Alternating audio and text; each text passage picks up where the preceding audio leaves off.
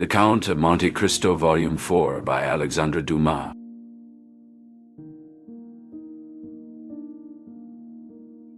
The Arrival of Vengeance.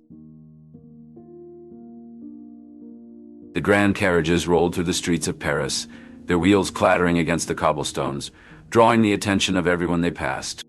The city was abuzz with the arrival of a mysterious nobleman, the Count of Monte Cristo. His reputation preceded him. Tales of his vast wealth and enigmatic past whispered in every salon and café. In a grand Parisian estate, Fernand Mondego, now known as General Morcerf, paced anxiously. His wife, Mercedes, watched him with a worried gaze. Their son, Albert, had just returned home, his face flushed with anger. "Father, you must do something about this Count of Monte Cristo," Albert demanded. "He's the talk of the town, and not in a good way." Fernand's eyes narrowed. "What has he done now?" "He's been making discreet inquiries about you, probing into your past in private conversations with influential figures, hinting at secrets that should remain buried," Albert replied, his voice tense. Mercedes interjected, her voice soft but firm. "Please, Fernand, let the past stay in the past. We have a good life now." But Fernand was not convinced. "No, I must confront him. He's a threat to everything we've built." A memory flashed in Fernand's mind, a dark night in Greece, the betrayal of Ali Pasha, a deed that had paved his path to power, but now threatened to unravel everything. Meanwhile, in another part of the city, the banker Danglars sat in his study, his fingers drumming on the mahogany desk. His daughter, Eugenie, entered the room, her expression one of curiosity. "Father, who is this Count of Monte Cristo?" "Everyone is speaking of him," she asked. Danglars looked up, his face betraying a hint of fear. "He's a man with too much money and too many secrets. Be wary of him, Eugenie." "But isn't he hosting a grand ball next week? Can we go?" She pressed on, eager to meet the enigmatic Count. Danglars sighed. "Yes, we will go. But remember, keep your friends close, and your enemies closer." As the day of the ball approached, the Count of Monte Cristo prepared his mansion for the event. His servant Baptistin approached him with a list of attendees. "Make sure General Morcerf and the Danglars family are given special attention," the Count instructed. It's time they were reminded of their past deeds. The night of the ball arrived, and the Count's mansion was filled with the cream of Parisian society. The Count made his entrance, his presence commanding the room. He greeted his guests with a charming smile, his influence and charisma evident as he conversed with dukes and duchesses, his laughter mingling with the soft strains of the orchestra. When Fernand and Danglars arrived, the Count welcomed them with open arms, but the warmth did not reach his eyes. As the evening progressed, he engaged them in conversation, subtly reminding them of events from long ago, events they wished to forget. "You know, General Morcerf, I once knew a man in Greece who spoke highly of you," the Count said, his voice smooth as silk. "A man by the name of Ali Pasha." Fernand's face paled, and he excused himself quickly, feeling the Count's words like a dagger to his heart. Danglars, too, felt the sting of the Count's words. "I hear you've made quite a fortune in banking, Danglars. I hope your investments are sound," the Count remarked, a knowing look in his eye. Danglars forced a laugh, but inside, he was reeling. The Count knew too much, and he wondered just how far this man would go to unsettle them. As the ball continued, the Count watched his guests dance and laugh, all the while plotting the next moves in his grand scheme of vengeance. For the Count of Monte Cristo, this was just the beginning. The arrival of vengeance had come to Paris, and no secret would remain safe. Mercedes, amidst the swirl of gowns and the scent of fresh lilacs, felt a chill despite the warmth of the ballroom. "He knows," she thought, her heart racing. "The Count knows everything, and our facade of respectability is but a thin veil about to be torn asunder." Secrets of the past. In the grand salon of the Villefort residence, the air was thick with anticipation. Valentine, a vision of grace despite her somber attire, sat quietly beside her grandmother's portrait. Her father, the stern and imposing Villefort, paced the room, his mind evidently burdened with thoughts heavier than the gilded frames that adorned the walls. "Father," Valentine began, her voice a gentle interruption. "Why must we hasten this marriage? Grandmother wished for my happiness, not haste." Villefort stopped and faced her, his expression softening. "My dear, it is not just about fulfilling her wishes. It's about securing your future, our family's future." Before Valentine could reply, the door creaked open, and Franz d'Épinay entered, his countenance betraying a mix of resolve and unease. "Monsieur Villefort," he greeted, nodding respectfully. "Ah, Franz, just the man," Villefort said, clasping his hands together. "We were discussing the marriage contract. I trust you have given it thought?" Franz hesitated, his gaze shifting to Valentine. "I have, and my commitment remains steadfast." Villefort's eyes narrowed, sensing the unspoken tension. "Is there something you wish to discuss, Franz?"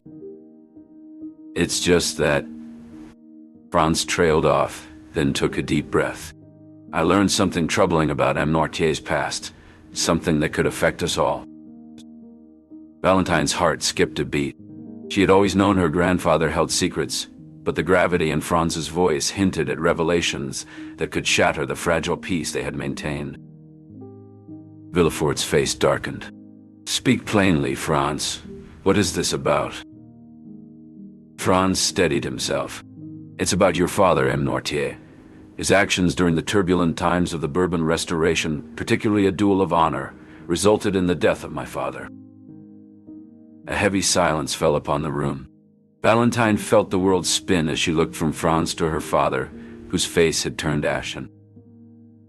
Villefort's voice was barely a whisper. "Noirtier?" "Yes," Franz confirmed. "The truth was concealed, but now it has come to light." The revelation hit Villefort like a physical blow. His plans, his assurances, his control, all were now called into question, as the family's honor and standing were at stake.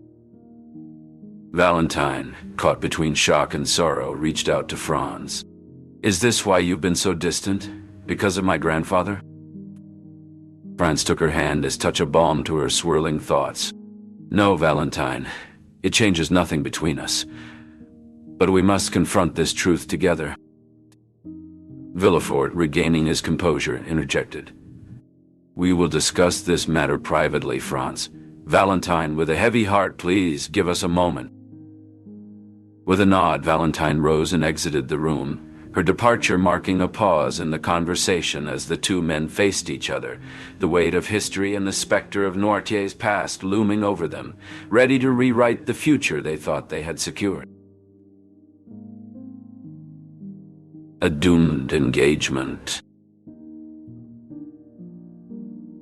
In the grand salon of the Danglars' Parisian mansion, the air was thick with anticipation. The room, adorned with gilded mirrors and crystal chandeliers, buzzed with the chatter of the city's elite, all gathered to celebrate the engagement of Mademoiselle Eugénie Danglars to the mysterious and wealthy Andrea Cavalcanti. Eugénie, draped in silk and jewels, stood beside her father, Baron Danglars, who beamed with pride. Across from them, Andrea Cavalcanti, tall and impeccably dressed, wore a smile that didn't quite reach his eyes. Earlier in the day, Eugénie had confided in Louise d'Armilly, her closest companion, expressing her reservations about the swift engagement.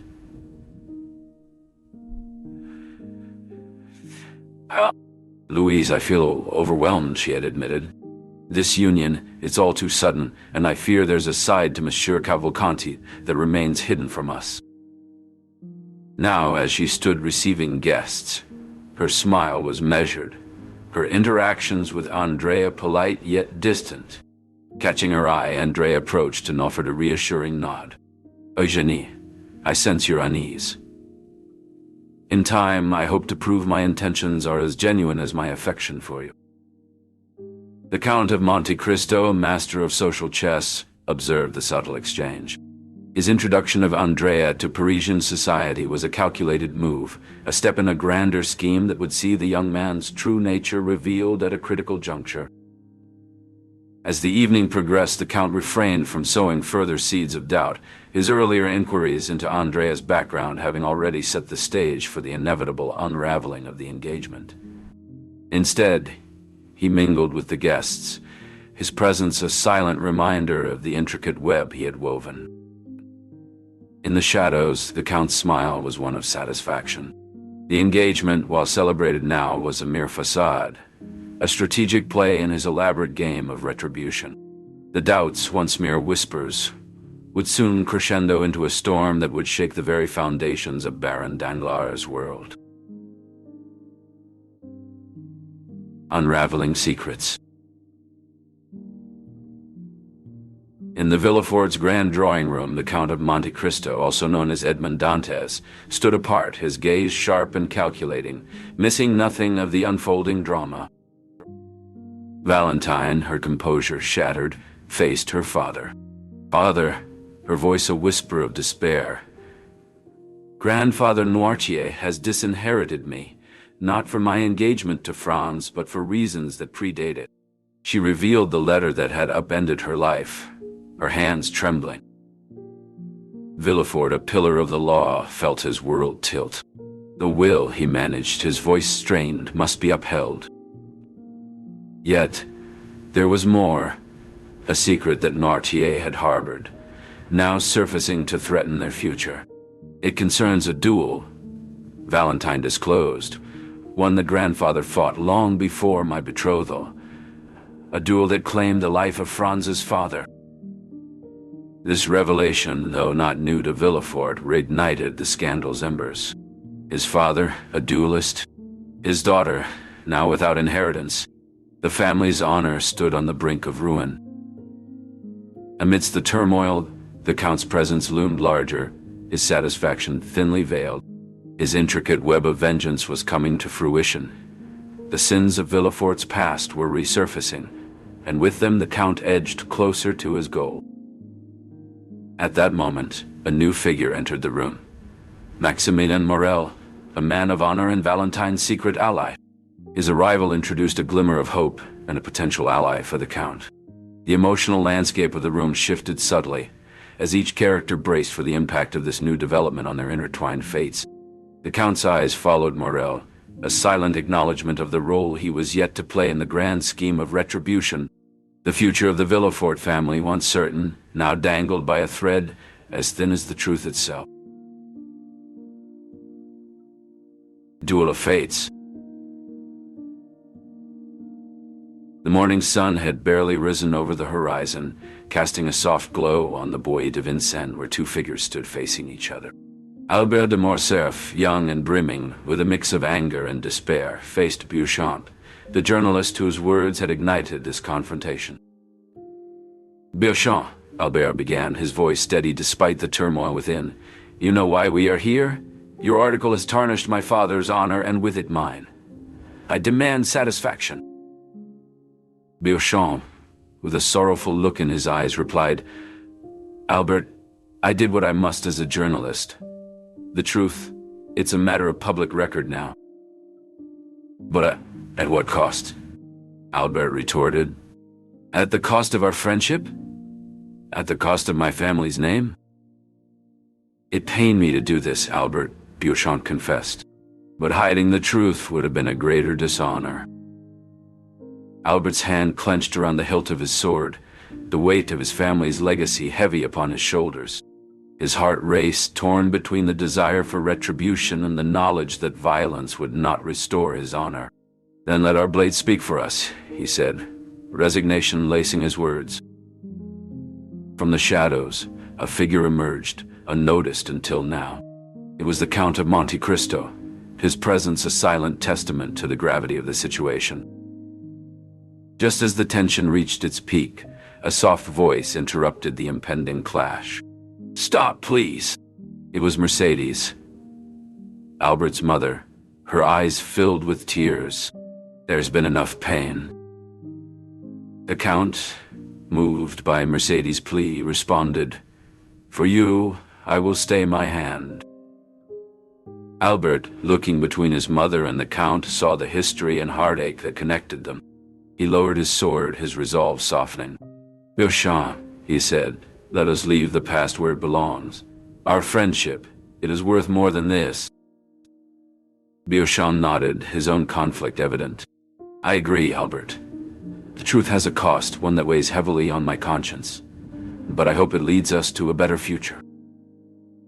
As the sun rose higher, the two men walked back towards Paris, their bond renewed. "Today," Albert mused, "we chose understanding over vengeance, friendship over feud. May this be the lesson that guides us forward." The duel of fates had ended not with the clash of swords, but with the understanding that forgiveness and friendship were the true victors in the light of a new day. The fall of Morcerf. The Assembly Hall, once a bastion of decorum and order, now resembled a turbulent sea as whispers and conjectures swirled around General Morcerf. The once unassailable figure, now the subject of scorn, sat with a stoic facade that poorly masked his inner turmoil. The president's gavel struck with authority, demanding silence. "We convened to deliberate the consequences of General Morcerf's actions, not to rehash known transgressions," he stated firmly. As the assembly settled, a poised young woman approached the stand, her presence commanding attention. "Esteemed members, I am Haydée, daughter of Ali Pasha. I come before you, not as a sudden accuser, but as a witness long shrouded in the shadows of history, bearing truths of Morcerf's betrayal." The chamber absorbed her words, the gravity of her testimony palpable. Morcerf's visage, once flushed with defiance, now bore the pallor of defeat. His eyes, seeking refuge in the faces of his peers, found none. In the gallery, Albert de Morcerf stood, his countenance a mix of disbelief and anguish. The revelation of his father's past had torn the fabric of his reality, leaving him to grapple with a legacy of dishonor. The president, sensing the need for order amidst the emotional tempest, called for a vote. "Let us proceed with integrity and haste to uncover the full extent of these allegations." As the assembly cast their votes, the air was thick with the weight of judgment. Morcerf, the man who had once commanded armies, now faced an enemy he could not outflank, his own past. The chapter closed, leaving the reader to ponder the fate of a man ensnared by his own deeds, and a son left to navigate the ruins of a tarnished name. Redemption's dawn. The chamber was silent, except for the soft crackling of the fireplace. Edmond Dantes, known as the Count of Monte Cristo, sat at his grand desk, illuminated by the flickering light. Haydée watched him from the doorway, her eyes reflecting a mix of reverence and concern. "Ah, Father," she whispered, stepping into the room. "What are you doing?"